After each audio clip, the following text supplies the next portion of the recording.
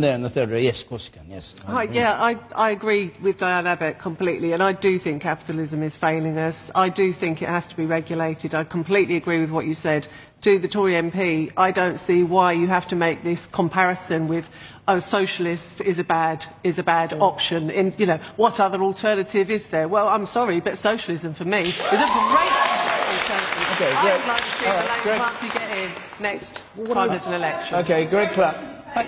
Hang on. Let Mr. Clark reply. What I would say to the lady is that we've had a test of this in practice. I understand that the socialists were well motivated. They wanted to make their countries better, but time and time again it has failed, and people have been pushed into poverty. But can I just pick up on something that Dan let him just finish, because he hasn't been speaking.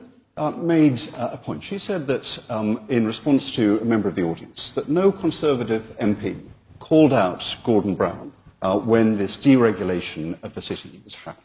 That is not true. I'll tell you one Conservative MP, Peter Lilly, who was the Conservative Shadow Chancellor, and at that moment when the Bank of England, that had always been a very dependable, responsible regulator of financial services, was being moved away, what Peter Lilly said in the House of Commons was that this was the government taking its eye off the ball, and spivs and crooks would have a field day. And that is exactly what happened, and that is what he predicted and opposed. That's some time back. Maybe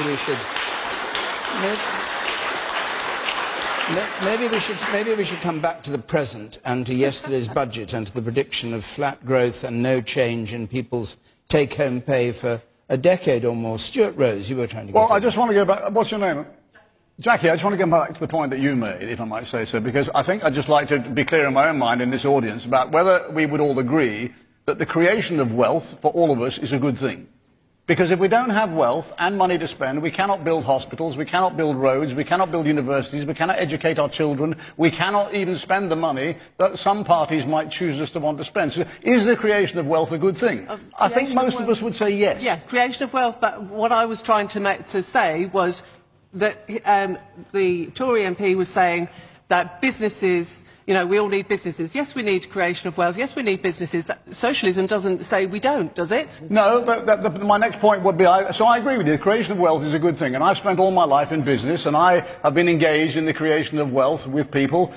In my most recent full-time job with 100,000 people who depended upon us to make sure that we create the right amount of money to pay them the wages, to pay for the investment in our business, to pay our taxes, and to pay for the hospitals, the schools, and whatever else. Sorry, but it's got to trickle down as well. Yeah, absolutely. So the key question... Are getting paid nothing, while the top ones are getting extraordinary, ridiculous amounts of money. Jackie, we're all suffering austerity. Jackie, I think we're going to be in violent agreement. I agree with you in the sense that it's about the distribution of wealth that we should have the conversation about. Let's go.